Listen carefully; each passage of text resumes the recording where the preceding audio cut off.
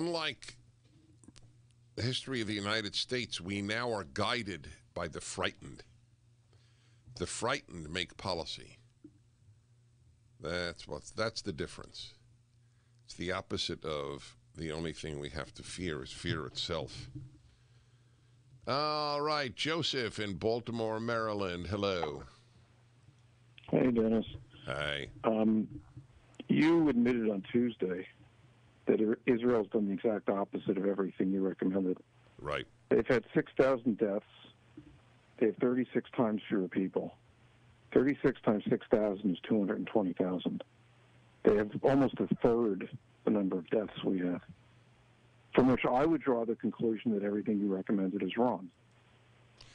Well, how do you answer this? I looked it up, seeing your call. I looked up the list of countries. 150 countries have fewer deaths per million than Israel.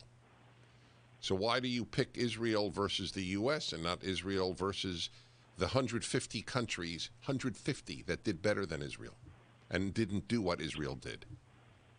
Well, your recommendations were for the Wait, please answer my question. I thought I answered yours.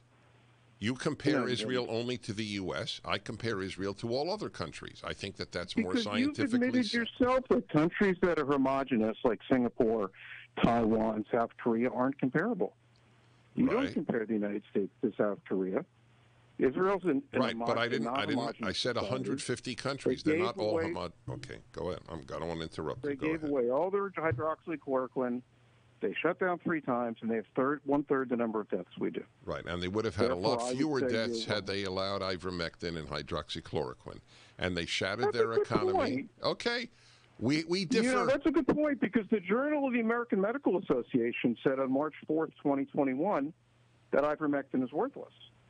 Now, you quoted the Journal of the American Medical Association this week about pain control. So basically, something's a fraud if you disagree with it. But if you agree with it, then you quote it. Well, if I don't quote the Journal of the American Medical Association to substantiate a point I make, then people like you call up and say you have no scientific basis. So if I quote them, oh, Dennis, you're not honest because you don't always trust them.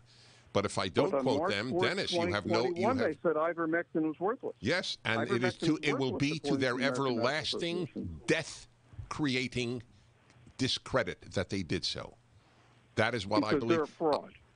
They're a fraud. In this regard, they have been fraudulent. When they agree with you, then they're no. There are areas I have no. Okay, on this on ivermectin. Okay, that's right. I believe it's fraudulent. That is exactly correct, my friend. That is right. Just as I did on inanimate objects spreading the disease. I've turned out right. And I live by it. I'm on ivermectin. Okay? An unbelievably safe thing. That these people prefer to put people on ventilators than give them ivermectin early has created in me a contempt for the Journal of the American Medical Association and the New England Journal of Medicine and the medical profession that I never had before.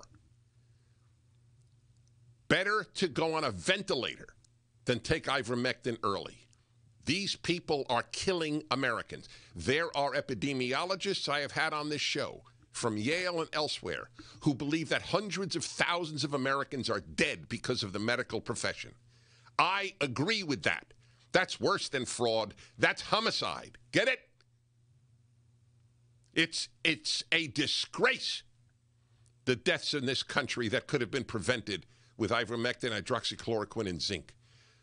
But the hatred of Donald Trump was much more important than the love of life.